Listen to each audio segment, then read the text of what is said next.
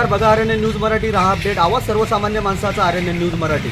आज उमरखेड येथील डीबी पथकांनी धडक कारवाई केल्याची घटना आज दुपारी 1 वाजताच्या सुमारास हातगाव ते उमरखेड रोडवर घडली। आज येथील 2 तरुणांनी गावठी पिस्तूलसह उमरखेड हातगाव श्रीनिवास धाब्याजवळ आपल्या कमरेला बाळगून नेत असताना पोलीस विभागांना गोपनीय माहिती मिळाली असती सदर युवकास यांनी दुपारी 1 वाजता इथं अटक करून इथं ताब्यात घेतले आहेत। नमस्कार, मी शैलेश ताजे, बघा आरएनए न्यूज मराठी, रहा।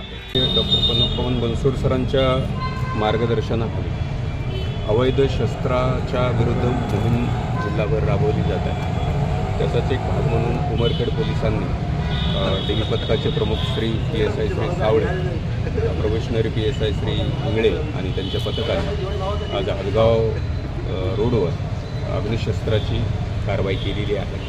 त्यामध्ये एक गावठी बनावटीचे पिस्टल आणि मॅगझिन्स मिळालेला आहे आणि त्यामध्ये वापरलेली जी ॲक्टिवा गाडी आहे, होंडा ॲक्टिवा, तीसुद्धा जप्त केलेली आहे।